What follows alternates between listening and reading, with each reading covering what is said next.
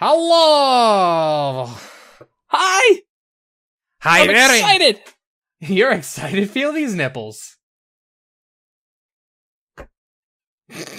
What, you never seen basketball?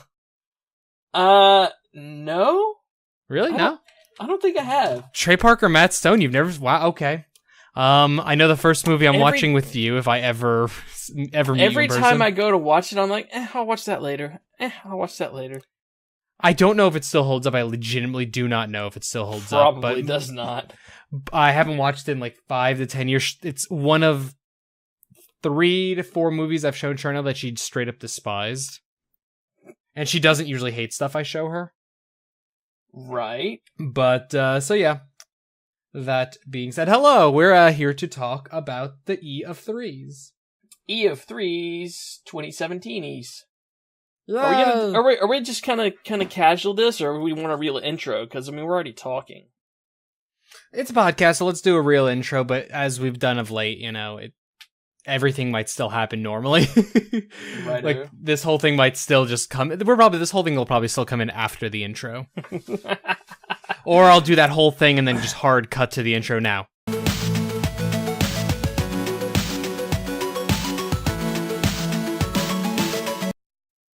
Welcome to E3 Week. We are constantly calibrating. We are like 500 people down because we had so many guests this week, and 2 of our regular people are out. So it's just Josh and me talking about E3 tonight. Going a little old school. Let me adjust my camera. There we go. Maybe I just need to sit different. So E3 Week. I'll fix it. Holy crap! It's exciting. More so than some of our guests thought. Maybe, I don't know. Yeah, I don't want to give anybody a hard time, but like, we're normally pretty negative, and I feel like we were very positive this week. So I think you and I were like giddy little kids this week, while some of our guests were, and by no offense to any of them, playing the edgy card a little bit. Is it the dad thing? Is that what it is? I think it's you. You and I are becoming more and more dad-like and want everyone to just have a good time. Yeah, that might be it. I don't know. There's nothing wrong with that, but I don't know. So much stuff looked good, like really. It felt like a really good event overall. I'm sorry I'm not talking to the mic for anyone just listening to the audiocast. People in the video could see me doing this. I had to adjust Brad's camera just a wee bit. A wee bit. A wee bit. You were having the lower part of your face. It was cut off. But no, it was overall a really enjoyable event. I had a lot of fun with it. I've kind of reached this point where I think, yes, 100% we need to be critical when studios and developers and other things screw up. Criticism obviously has a place. Oh, yeah. But blind hatred over stuff, it's like, did X Place have a good event? Did Y Place put a good game trailer? No, not necessarily. But that doesn't mean you have to shit all over them for an entire week and year and stuff like that. Mistakes happen, things happen. I'm going to call you out on it, but I also respect the work you put into it, is kind of my mentality. For those of you who weren't with us, we did live comment all 6? Saturday, Sunday, 6, Monday, 6. Tuesday, and then it was 6 things, yeah. Yeah, we did all 6. Everything but the PC Gaming Show. Oh, thank you, Blake. Everything but the PC Gaming Show, which I do not regret one bit because I would have been salty as hell listening to Day 9 the whole time. It was not enjoyable to watch for the umpteenth year. There was some good stuff. The XCOM 2 expansion looks really awesome. And there's some really cool stuff in there for games that I don't necessarily enjoy. My favorite thing about the PC Gaming Show was watching it and realizing that while I consider myself a PC gamer, I am not the target demographic for PC gaming. I have 100% come to that conclusion. For style game, for how they market it, so many things. Shut up, Joe. For people listening to the audio cast, our friend of the podcast, Joe, has started a GoFundMe to get Brad a haircut.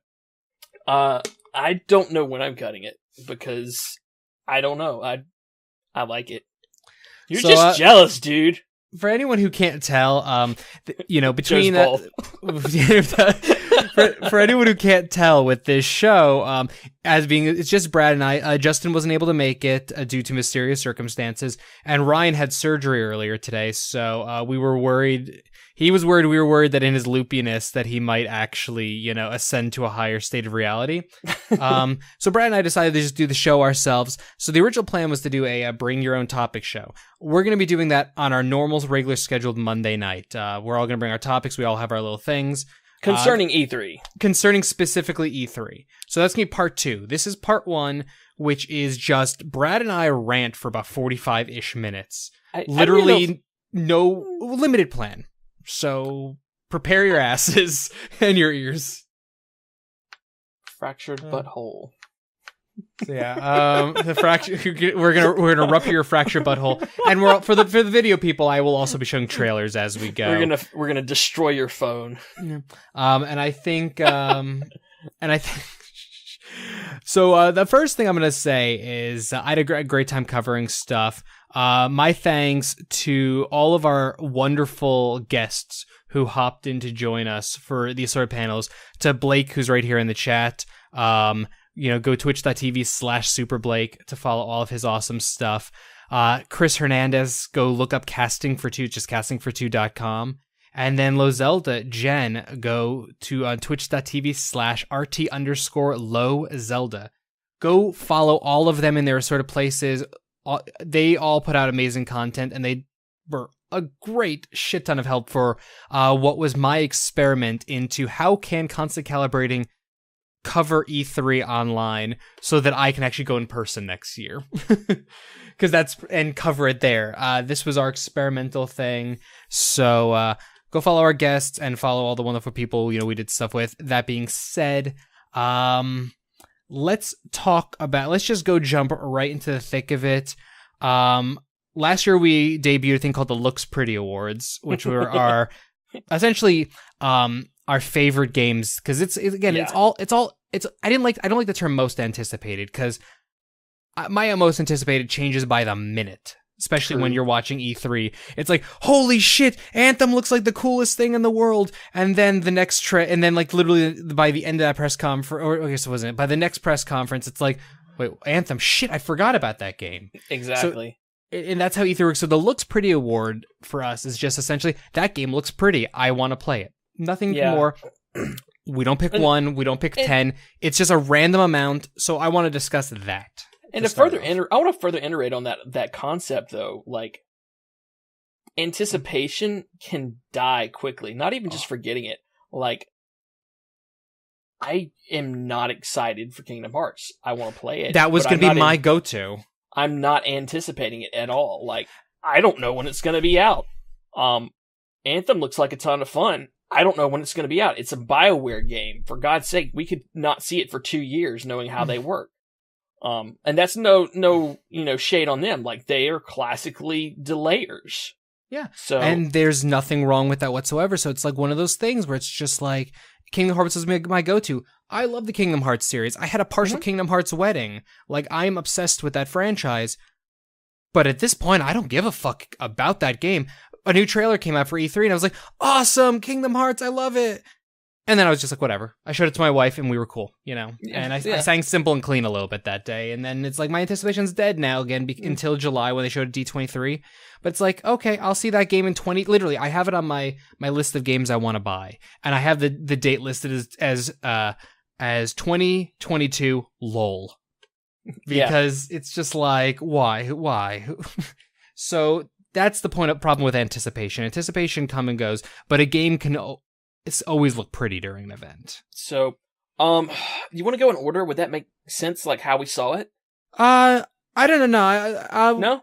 No, I don't think... I really think going in order, we're going to be here for like 3 hours, and we're going to discuss stuff we don't necessarily want to discuss. Okay. So I want to tackle... to me, what was the standout, what the fuck weirdest shit I have ever seen in my entire life game. The game that made me think to myself, I should really, really, really look into doing drugs one day. And that was Super Mario Odyssey, or Mario Odyssey. Which I just realized I accidentally have annotations on for this. Whoops. that was a game that last year is like we already thought was a weird enough looking game. Mario's going to New Donk City, going around. There's people. It kind of has a Sonic the Hedgehog 2006 vibe to it, and it's like okay, but it's cool. It's still a Mario platformer. It's the successor to Mario 64 / Sunshine / Galaxy. I was never a fan of the Galaxy games, but still, it's that successor of those 3D Mario games that we haven't seen in many a year. And then this debuted, and it's like, okay, Swanky Bowser and all that stuff, but it's like the hat controls. Are we playing as the hat? Is the hat the villain? Is the hat the hero? We're controlling things. Mario is like 19 different racial stereotypes. Yeah, it's a symbiote, but it's like what? And there's 2D elements and there's 3D elements and there's all these things all over the fucking map, and it's like, what the fuck is this fucking game? So I want to point out something. Latino, Mexican, Mario, whatever. It's not the first time they've done that. No, all of the things we've seen are actually from previous Mario iterations. Mm-hmm. Like he exists in old pixelated form somewhere on a Game Boy game. Mm-hmm. So this isn't the first time they've done something weird like this. But it's like Mario can inhabit blooper fish and Goombas and things like that, but he can also inhabit frogs, and he can inhabit a fucking tank, apparently. Yeah, I saw the tank today. It is, it's part of a boss battle, for sure. Okay, so it's like a specific event thing, and we're collecting moons, not stars. We're trying to have a wedding or stop a wedding. There's like so many weird fucking elements to this damn game. Yeah. That I can't, and then also they're referring to like these new villains we come across as cute, but they're legitimately some of those terrifying shit ever.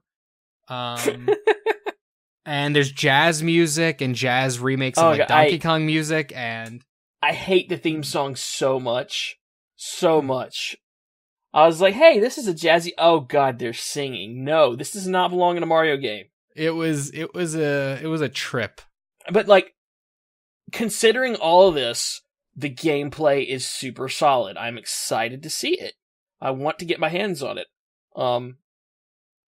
It seems like a true successor to the 64 and Sunshine eras, like we were saying, I think, earlier. But mm-hmm. I don't know. It's crazy. It's like an acid trip, but it's Mario. It looks solid. Sign me up. Yeah, no, it's solid. Sign me up. My current opinion on it is, it definitely gets a look pretty weird because it just looks awesome. But at the same time, it's it's coming out the same day as a bunch of other games. So like at this point, my thing is like, it's a Hanukkah / Christmas gift that I'm going to buy myself, probably, to be completely honest. But like, it's like one of those kind of things where it's like, I'm only going to buy it at launch because of Best Buy, 20% off, and then you get a $10 Best Buy rewards. And that's the only reason I'm considering, because I can't imagine getting a better deal than that. Well, you say that, but I want to hold off on Nintendo games for whatever Target's doing, because Target and Toys R Us almost always do a buy two get one free sometime between October and December. You are correct in that. So I'm gonna, since again, my plan is, since it's gonna be a holiday gift for myself, is I'm going to buy it at launch, but I'm gonna give it to my wife to hold on to. And what the plan will be is, I will then, if there's a deal that comes up, I will alert her to it and we'll take advantage of said deal, kind of thing. But like, hold on to, just so I can get the Best Buy reward. You know me, I pull off stupid scam shit with stores. I mean, that's how I got Final Fantasy 15 with Season Pass for $15 total, and it was 100% legal. Trust me. Wow. I'm not incriminating myself. I think it might have been $20. In any case, so just stuff of that nature. But the game looks really cool. What else? What else do we want to? What would be one for you? Where did? I know I keep going back to Crackdown, so I don't want to run that into the ground. I know there's a lot of people who aren't excited for it, and I think this may be like kind of like Fable for us, and it has a special place for us just because of situations. Maybe it was one of the first games that our crew played together. But pretty much. I love Crackdown. I've always loved the concept, and finally getting a release date on that got me super excited. What was the release date of Crackdown again? Oh, it's the same day as Xbox One X. Gotcha. So that's the November the 7th. Yeah. Yeah, November 7th. But Assassin's Creed Origins, I think, is going to be a very, very positive and solid step for the franchise.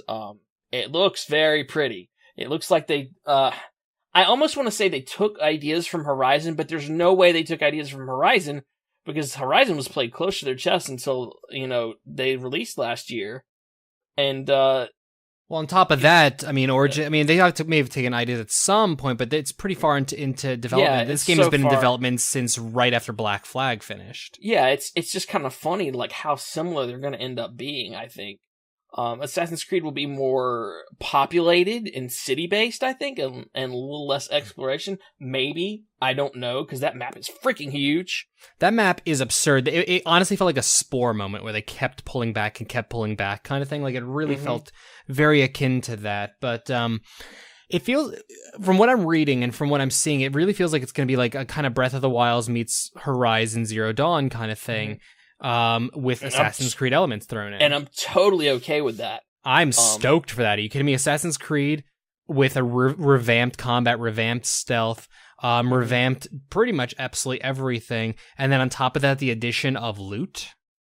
It's like an RPG and an RPG like leveling tier. It's like, what? How could I not be in love with this? Yeah, it's going to have like an even deeper talent tree than what Evie and I forget the boy's name. Evie and Jacob had in the last one. In Syndicate, yeah. Yeah, I need to finish that one. I need to finish Black Flag, so who am I kidding? Yeah, Syndicate's probably my favorite Assassin's Creed. Can you vamp for a second? Yeah, so I think I would definitely say, Syndicate's probably like my favorite Assassin's Creed overall. It was a really fun game, so in general, I'm really excited. The only Assassin's Creed main game I've skipped at this point would be, would be Unity. Just because of the batteries and stuff, though Justin keeps pushing me to go back into it. But what I'm loving about this game, about this is, we're all used to the combat in Origins having this aspect where, the combat Assassin's Creed having this aspect where, it's like you could stay in the middle of 10 guys, but it's like one swings at you and then you hit the parry thing and then you knock them back or you counter them. Maybe 2 guys attack you, maybe 3, but you do the counters and you could literally just stand there. And if you're even a halfway decent gamer, you're going to make it through combat just fine. This game, Origin, seems to revamp that where if you get into a crowd of people, you're kind of fucked. And on top of that, the assassination aspect where you plummet and some guys just don't instantly get killed is really impressive. I was talking about combat and then the changes to assassinations for reference. Right. Like, I'm concerned about that, but at the same time, I think once I get used to it, I won't mind it. I want to still be able to stealth one shot, but I mean, I shouldn't be able to do it all the time, maybe? It's hard to argue that you should, against it. Like, I feel like I totally love doing that, but there's some moments in all the Assassin's Creed games that are just monstrously anticlimactic.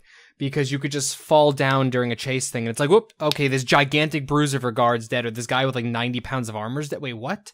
There's like some moments that just don't make sense. They feel almost anachronistic to the gameplay. So, the gameplay feels anachronistic to the world. It really seems like there's going to be a lot more logical gameplay, aside from the fact you're controlling a fucking eagle. That's a little weird. But again, as a gameplay kind of aspect, it makes a degree of sense. So, I don't know. I'm really curious to see how this is, this is the birth of the Assassin Order, proper, as it were. Right. Which I'm curious enough about, and then I'm also curious how it's going to tie into the main ongoing storyline, which, to be completely fair, I'm not sure anyone at Ubisoft even remembers what the fuck that is at this point. I mean, the fact that I skipped over Unity and I went into Syndicate, and I felt like I didn't miss a beat because nothing happened, should show that that's a completely overlooked aspect. I mean, the story kind of, like, the overall narrative kind of got, I don't want to say thrown out the window, but it's almost forgotten, it seems like, at this point. Yeah, with spoiler for Assassin's Creed 3, but with the death of Desmond, they sort of kind of threw it to the wayside. Black Flag still had, some playable aspects and some good aspects with that, but yeah, it's a near forgotten thing at this point. I almost feel like. So Yeah. Have they mentioned anything about multiplayer? Did you hear anything there at all? no, I've heard nothing about multiplayer, and I'm legitimately curious if multiplayer, whether in the co-op variety or in the competitive variety, is just gone from the franchise. It's kind of confusing what they're doing about that, but hey, if it's in there, great. I've said before, Brotherhood's multiplayer is probably my top 3 favorite multiplayer of anything ever. I really didn't dabble in anything post that point, but I mean, It didn't change, really. It didn't really change, but it also didn't feel what's what I'm looking for. It didn't feel as enjoyable past that point. I mean, I bought an Xbox 360 so my wife could play Brotherhood multiplayer with me, and she and I combined, I think, got all but 2 of the achievements for multiplayer for that game. I think that's like, yeah, no, I think we got all but 2 achievements for multiplayer, and that was just purely because it's just started, the community started dying down, and it just became really difficult. But we both max leveled in that, which is the only multiplayer game I've ever done that in, because we must have played 8-10 hours a day almost every single day. Wow. So so I was in love with that. So I would love to see something close to that. I love that style of multiplayer and style thing. But if they don't do it in the game, I could give 2 shits. Right. My feeling is the next multiplayer Assassin's Creed game is going to be one we're going to probably discuss. Something we're going to discuss in a little bit, which is a Skull and Bones. Is for all intents and purposes. It's Black Flag without assassins. Yeah, it's Black Flag's multiplayer on its own. So I have one final question about Assassin's Creed. Sure. It's obvious to us as fans of the franchise that taking a year off has benefited massively for gameplay and everything. Do you think people may still just write it off and say, "Oh, it's just Assassin's Creed again. Why should I play this?" Oh, of course. Or do you think people will? You think people will give it the chance that it deserves, though? I think enough people will come back to the fold, and I think enough people are already interested in coming back in the first place that it's going to do fine. Let's not kid ourselves here. And I think the movie did some to help push people away. But I think ultimately it's not going to push people away too badly, and I think people are going to come back. I think if the reviews match up to what the previews are saying, because I don't know if you've noticed, but it's getting a shit ton of Game of Shows from just about every fucking place at this point. If it's not getting directly Game of Shows, then Ubisoft themselves is getting developer/publisher of show. Like, that is really they deserve it. I mean, yeah, they put out a lot of amazing stuff, at least for their reel of stuff. It's been really cool, but I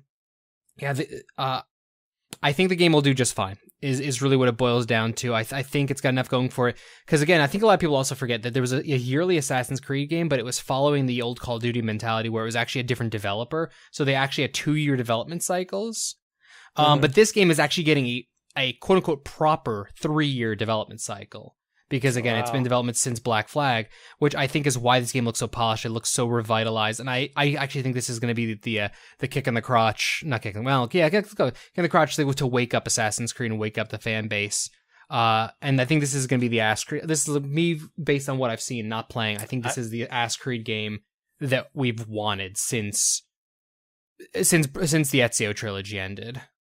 Is it weird that I'm excited to not have to be a white dude for once? No, I mean, like, look, we've talked about diversity and diversification and proper showing of people and true people, but the fact that I'm in Egypt and I'm a brown guy makes me actually really excited, and the fact that I'm not just a Desmond clone or what the fuck, a Kenway clone for the umpteenth time makes me really happy that I'm actually proper looking to the period. No, I'm ecstatic.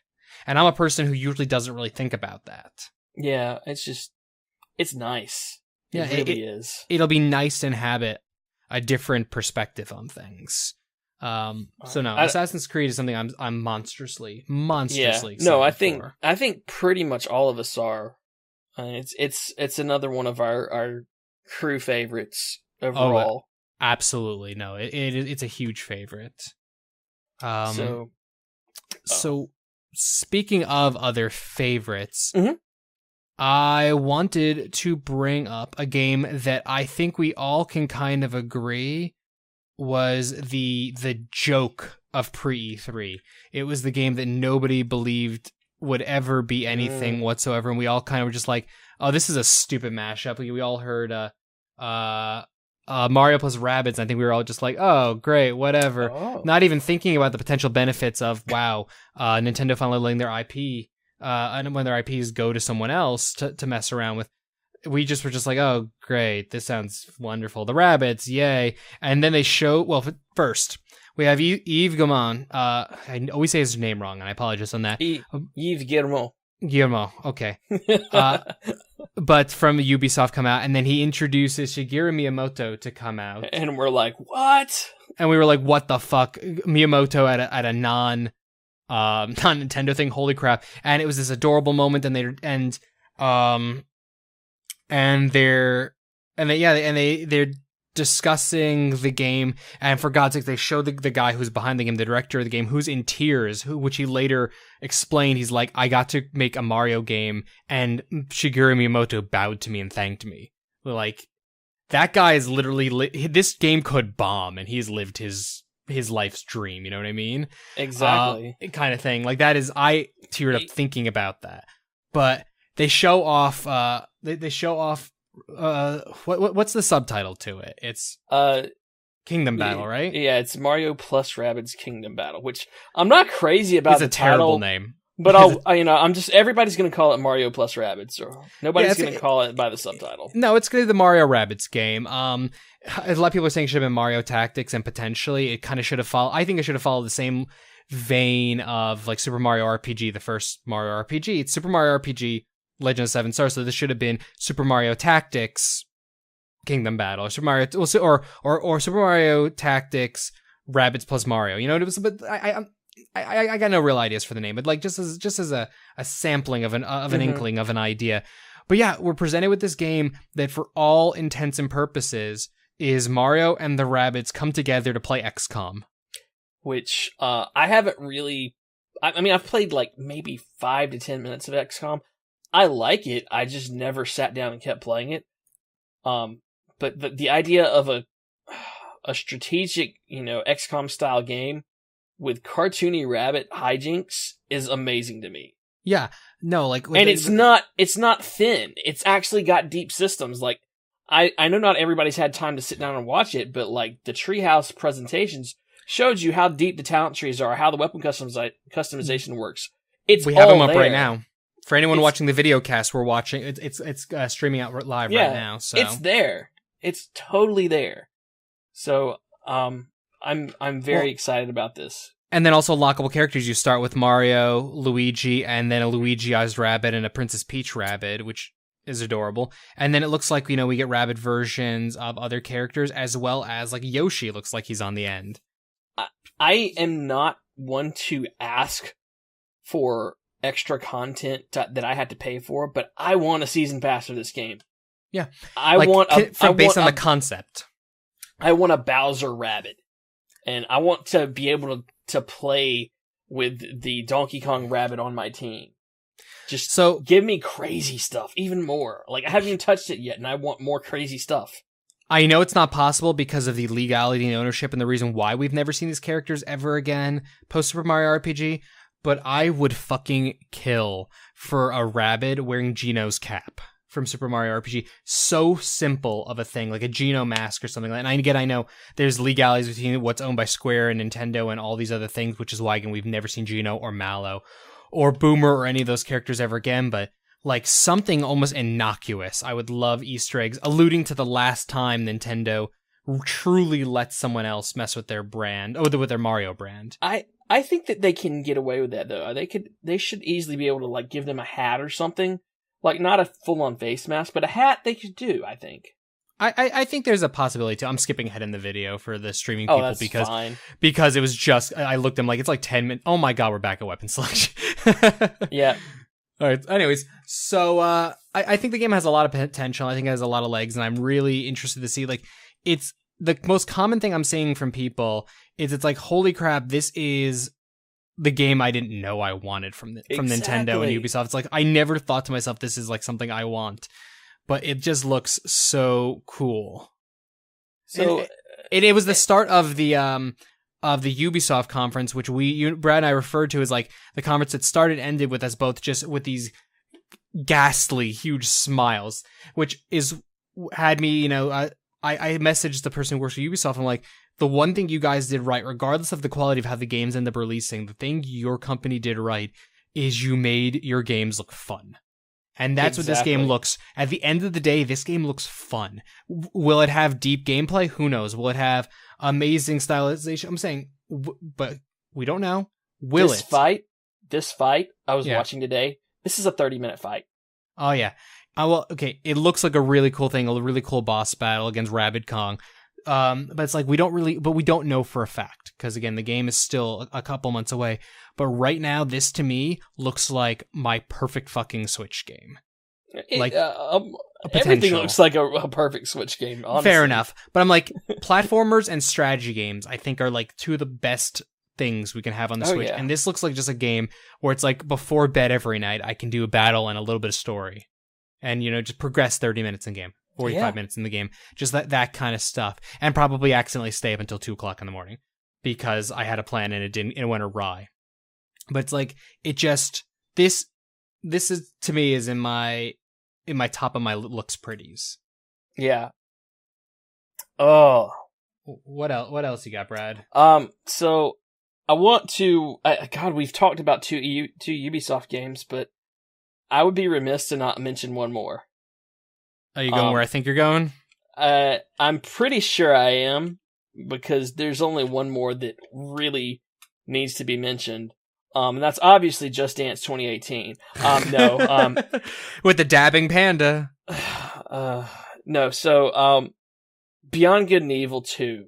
Oh my god. So, there's a long-standing joke we've had for E3, and I think just about everyone's had for E3, which is, if you see something slightly animated, like right at this point in this trailer we have playing right now, I said, oh, it's Beyond Good and Evil 2, and we all laugh. And then we saw the back of a pig head, and Brad and I both literally went, like, hands over mouth, gasped, are you fucking kidding? Are you fucking kidding me? I actually knew what it was before this.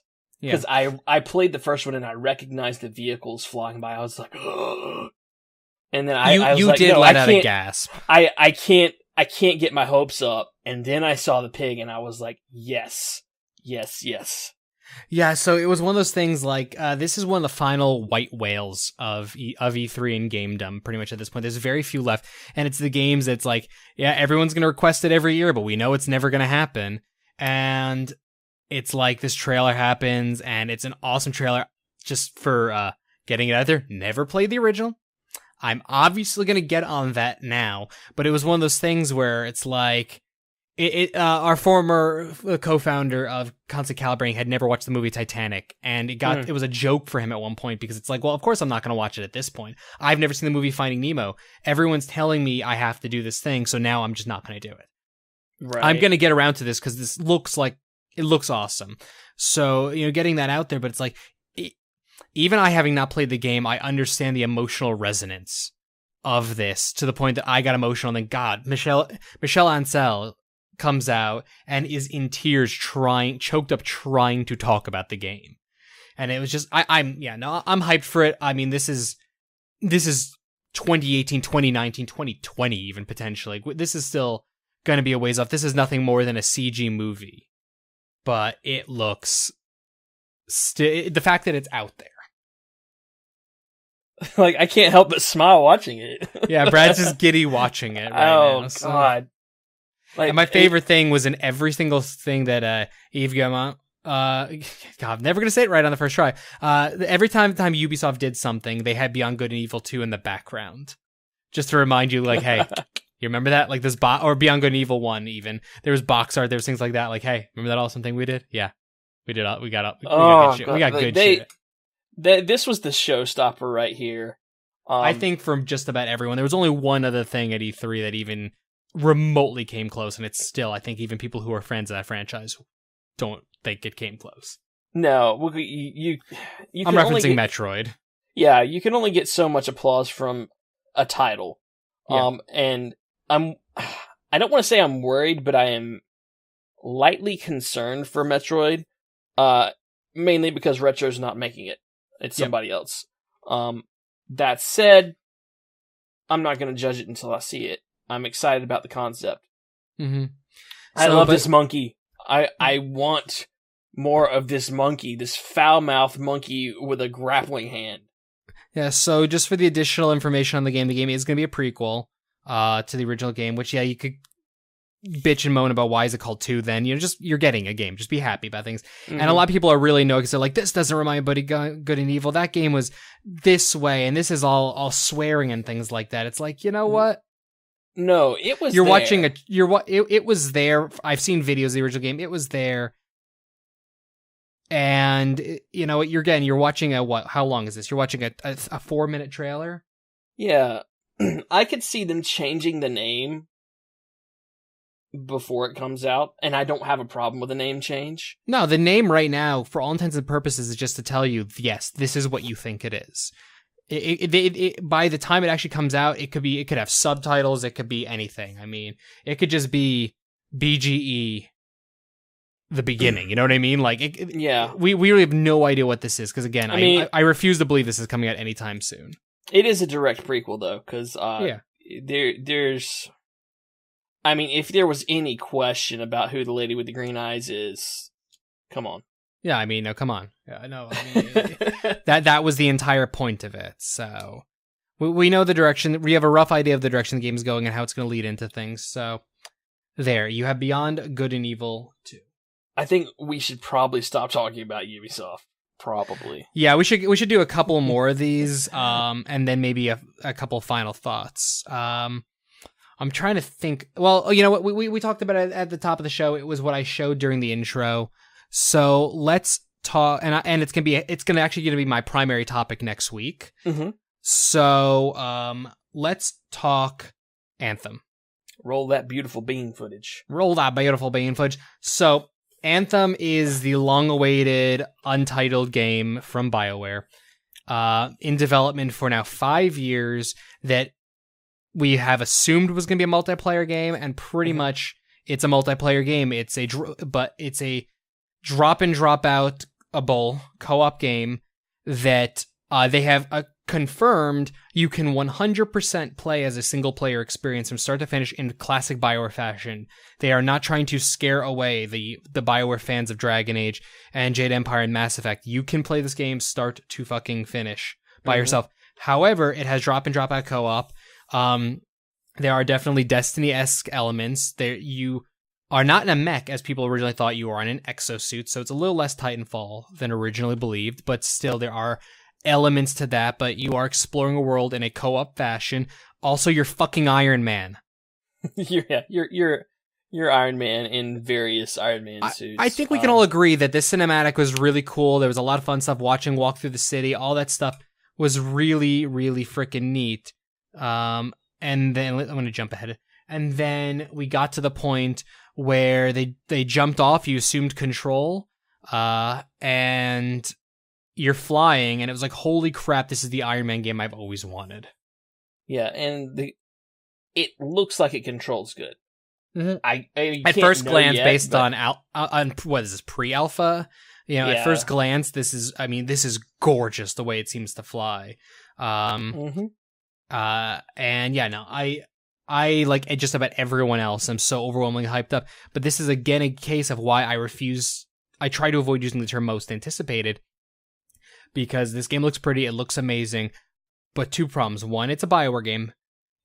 Hopefully with the disaster, I mean, I think Mass Effect Drama is great. It's my favorite of the Mass Effect series, but still, with the disaster that game ended up being, you think EA is going to allow BioWare to take their damn time on this one. Yeah. They've gotta. So this game is pre-alpha, no release date information. The best you can hope for is the end of next year. The best I feel like we can hope for. I've been trying to put my finger on it all week. Like, we got a couple friends who are excited about Monster Hunter, and I'm like, Monster Hunter just doesn't look good, and I couldn't figure out why. It just, like, the graphics wouldn't do it for me. This game is what ruined that for me. It's so pretty. This game, this is what wildlife should look like. Yeah, before this game comes out, I'll have upgraded my rig, but like, this is the game where if they tell me best with X, I'm gonna go buy the best with X, video card processor or whatever, I would build, like, this is the kind of game, though, for me, like, once every 5 to 10 year kind of game, I feel like I would build a new PC exclusively to play kind of thing. Because we've talked about this on the podcast before. I don't fucking care that much about graphics typically. My monitors are several years old. They don't even show like the best of what my current video card can do. My current video card isn't even that impressive, but it's like, this is the game that makes me like, I'm going to upgrade to 4K or whatever the fuck the equivalent is, because I want to experience this the way you're supposed to experience this, is how I feel. And the idea of playing something with, you know, all BioWare games kind of, even Mass Effect versus Dragon Age kind of have a formula to how their combat works to an extent. There are obviously massive differences, but there's a pattern. The idea of playing a BioWare game, single player game, but in a co-op mode with like yourself, Justin, and Ryan, excites the shit out of me, like to no end. I want to know just how big it is, like how far from that initial platform, how much of that was playable space? Yeah, so how much is playable? Like, could I have just dropped straight off that platform and flown straight to the ground? Are there landing zones? Really, how controllable is the flight? What's the story? What's the plot? What's the, all this stuff? There are so many damn questions to this game that I have. My favorite, though, so we have a lot. Again, we're gonna have time to get more information. Yeah. There's gonna be time again. It's gonna be a while before we're not gonna see this again until the end of the year at best, and probably not till next E3. I almost imagine. But my favorite thing is there's a picture from the BioWare Studios. I forget why someone was visiting there, and they showed this wall that had all the BioWare games on it, right? Mm-hmm. And in the top left corner, blatantly knowing what we know now, there is this suit of armor from Anthem. There's blatantly shot. And this is it was an image from someone touring it like a year and a half ago. What? And it's blatantly there. The thing is, because of where it's located on the image and the way the patterning is, it looks like it's Mass Effect at first glance. But now that once you like see, it's one of those things you look at. I remember this image. Like, I looked at it like a year and a half ago, and it's like, it's Mass Effect. Okay, whatever. I didn't even think of it. It just crossed paths. And now I look at it, I'm like, this looks nothing like Mass Effect, that image. But the subtle trolling of BioWare always impresses me. But yeah, this is the game that BioWare Edmonton has been working on for 5 years since Mass Effect 3 came out. They went into iteration on this pretty much right afterwards. So we're going to talk more about that and people's complaints about this game versus Mass Effect Andromeda, because, wow, there's a shitstorm starting to brew about this that is so childish.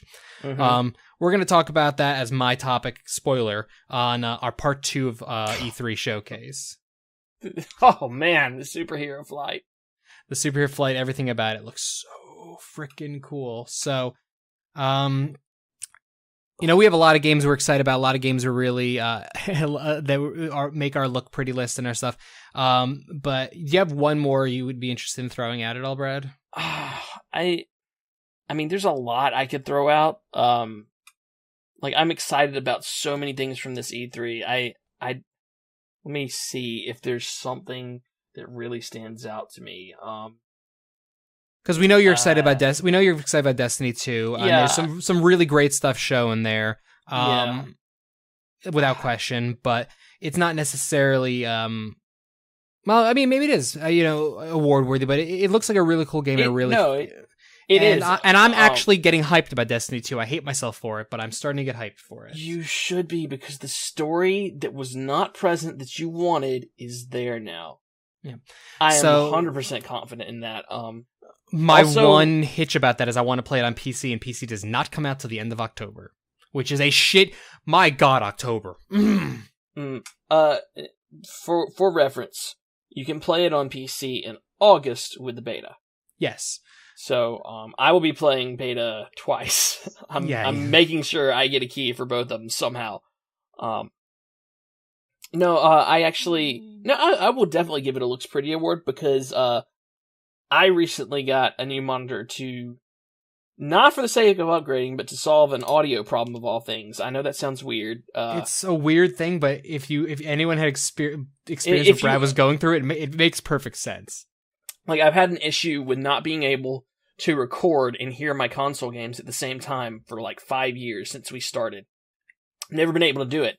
and I needed a monitor with an audio out to do it. So when in the process of doing that, I went to 4K. So long story short, Destiny 2 has now put out 4K native capture at 60 frames of their game. And I watched that today, and it is so pretty.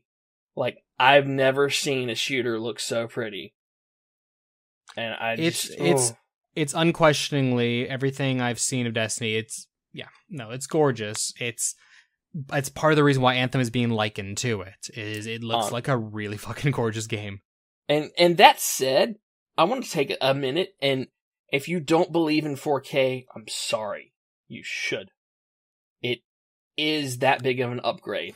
Like, even without ultra awesome settings, the sheer pixel density makes everything so much prettier.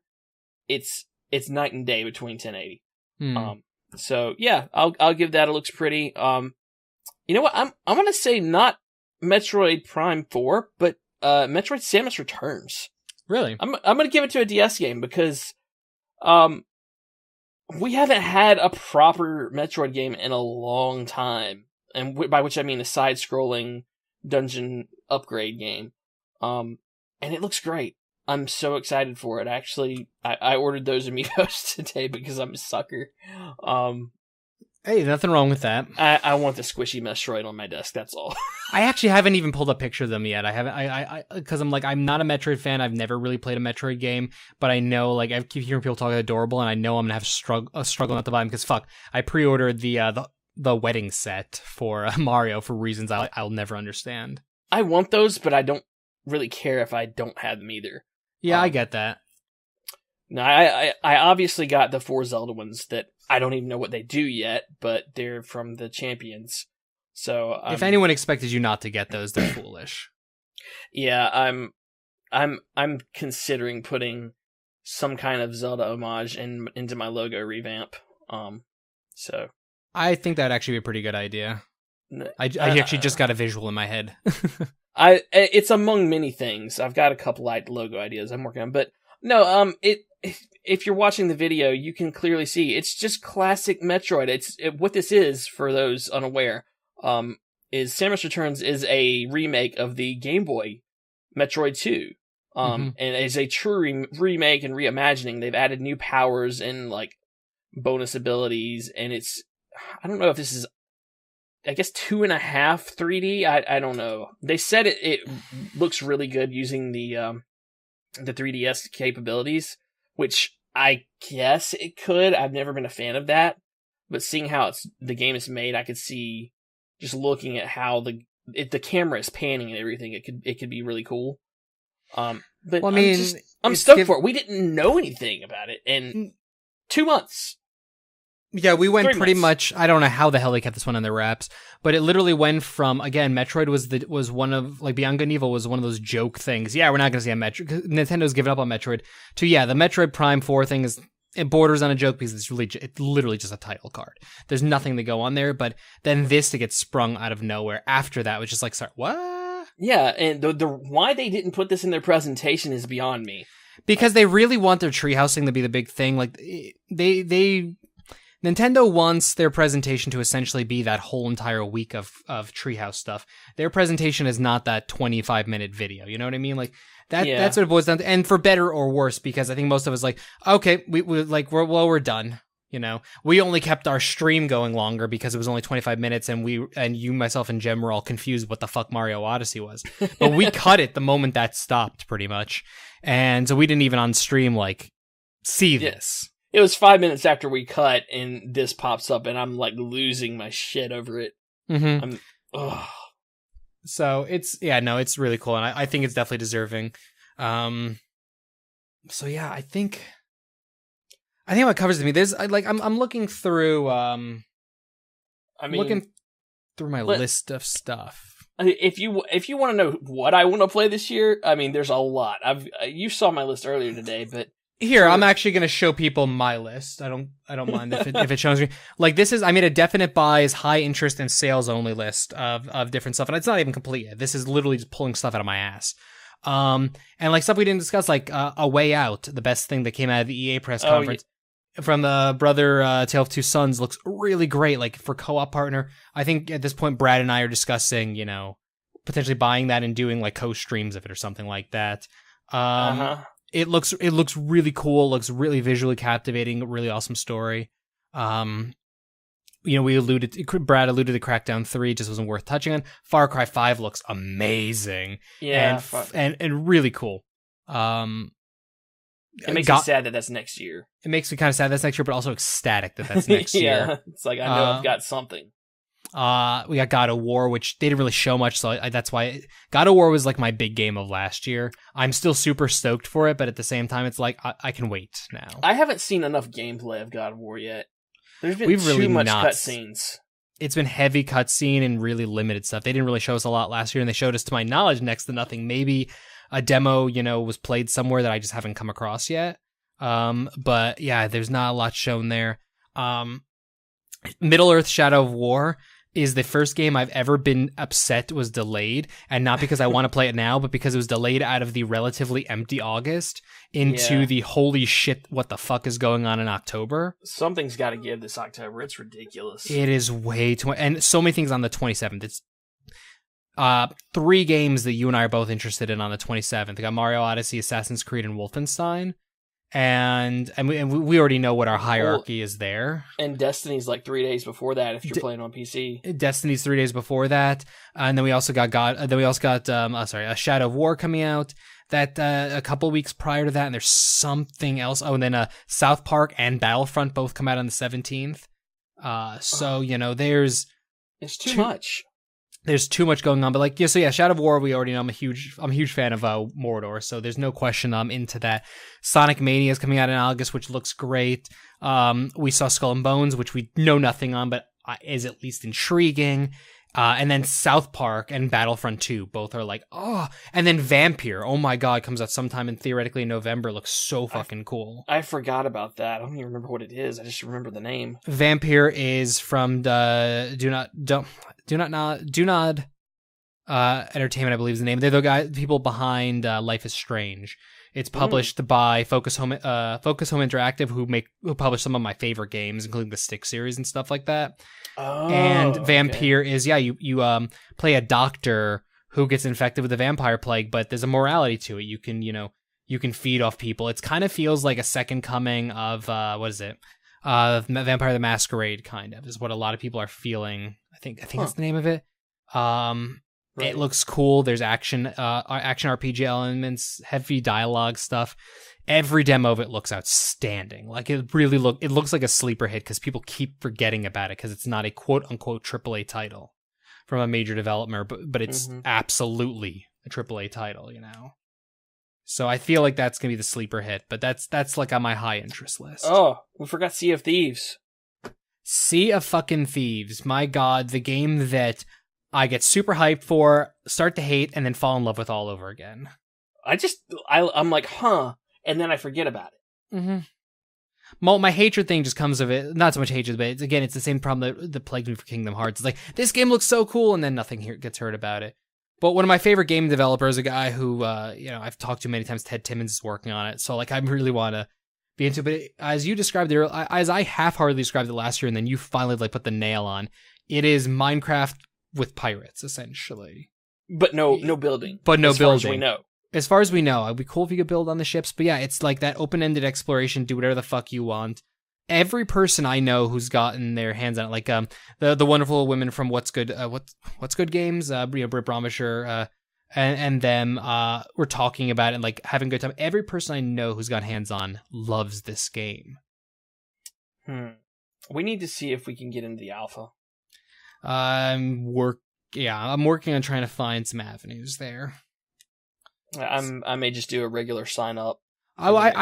I regular sign up to everything, but probably going to the GameStop Expo and then 4 days later PAX West. So I'm trying to. These are going to be the events of my mingling, as it were. So, we're coming up on about an hour. Is there any other E3 topics before the main actual topical show? Anything we really want to tackle? I'm trying to think if there was anything else. Let's see. We touched on pretty much everything on my list. Fable Fortune is there. I mean, I just want to play that to see how good or bad it really is because Pretty it's much. Fable. Yeah, no, I'm going to touch just. I mean, the Fable pub games. Say what you will about it after you 100%ed it, but it it's was like good. But it was enjoyable, and you could just turn the music on, and it was just soothing. I mean, the Fable music's some of the best, so if they have the Fable music in there, whatever. And I had the only other thing I think I saw that I had that I want to play is Wolfenstein 2. I don't know if we mentioned that or not, but that's the same day as Mario. And yeah, I mentioned it as the same day for Mario and Ass Creed. I've never wanted to play as a Nazi shooting game more in my life. It's something about this one's grabbing me more than the previous ones. I will wholeheartedly agree with you. I've not played a Wolfenstein game since the. I've technically never played the original Castle Wolfenstein game. I only ever played the first mod I ever played, where it turned the Nazi soldiers into Beavis and Butthead, and I think Hitler into Barney the dinosaur. That's great. It was awesome. Like, that's all I ever really played of it. So I've never touched any of the modern ones. Justin always says to go check them out. We already know I have a love-hate relationship with first-person shooters. So yeah, but something Wolfenstein 2. I don't know if it was just because of the kind of ho-hum Bethesda experience, but something about that just really pulled at me. I think it's got more of a narrative, I think, than the previous ones. Even though it is a sequel, like there was a lot more of an in-your-face actual story and characters going on. Maybe they just didn't market the last ones the same way. Because all I remember is like weird, scary techno demon monsters and shooting, and this one's just like it's like, hey, fuck you, what? Fuck you.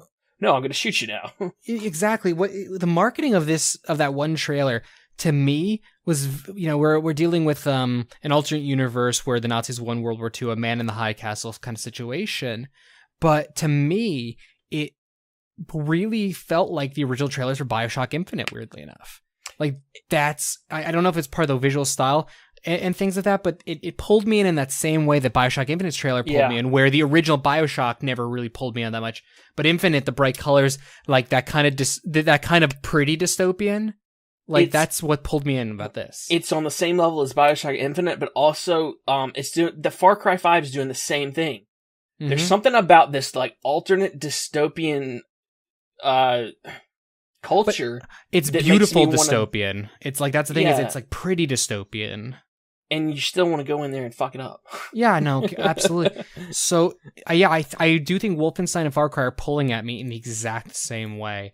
That being said, it's a busy month, and the 27th, my hierarchy is Assassin's Creed, Mario, and then I'm going to get let's be fair, Justin's going to buy Wolfenstein. We're going to buy it, and we're all going to fight the plate on his account, but at some point. But, yeah. Okay. I kind of because of my hosting the whole E3 thing, I kind of usurped your hosting of the podcast tonight. That's fine. You know what? I'll give an honorable mention to the Zelda DLC because it looks great. It looks hard, and that's what I want. Yeah, it looks like kind of like the Eventide Island taken up a notch kind of thing for the what the equivalent of the Cave of Trials. Then you have the hard mode, which isn't just like enemies have more damage. Like, there's actual differences. There's kind of air balloon ships. They're like enemies. Okay, so there was like this concept where someone figured out how to take the Octorok balloon stomachs and make flying ships. Mm-hmm. I guess Nintendo figured this out somewhere in development before the players did. And this is part of hard mode. There's like these platforms flying around with Octorok balloons, and enemies are on them, like shooting you with stuff. And it's like, it adds a whole new level of verticality to this huge, massive world. On top of the fact that all the enemies are ranked up at least one level. Because you have, like, the enemies are color coded for those who haven't played it. And each color indicates their difficulty, not just how much health they have and how much damage they do, but how smart they are to a degree. And another thing I saw today was they increased their detection range at all levels. Mm-hmm. So you're going to have to be really good to sneak around in this game, like you used to. It's very exciting, and I cannot wait. Yeah, it definitely seems really cool. And then they kind of previewed the ballad. I forget the full name of it, which looks like essentially looks like it might be a prequel. That's what I'm leaning towards after seeing the amiibos of the 4 champions. I'm thinking it's probably like something before the calamity happened. So maybe it's you're playing as Link as the calamity's happening kind of thing, or are we playing as someone else? It would be weird to play someone else in a Zelda game, but you know what I mean?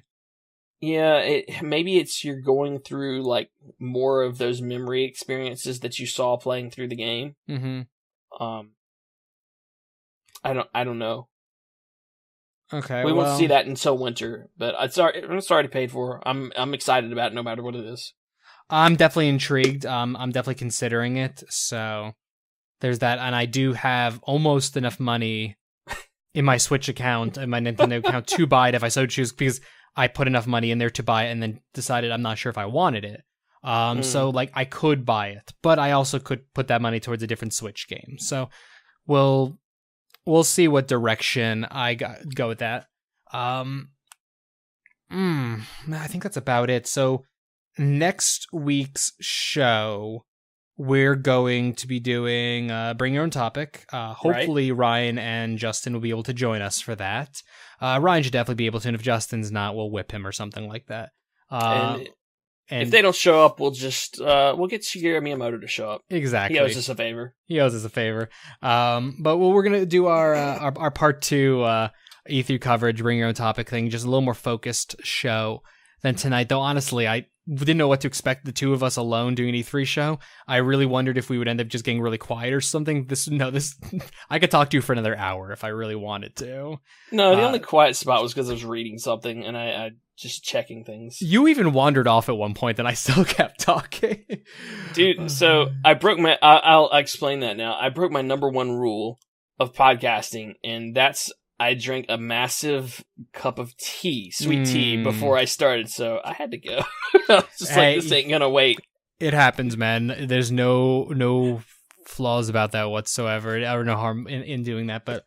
I'm Southern, damn it. I need my sweet tea. So let me do the Twitch coverage of what's coming up for us in content, and then you could do the proper outro, if that sounds good. So, sure thing. For those who are still watching this, I'm going to be back in God, what time? I think I do it at 10 o'clock.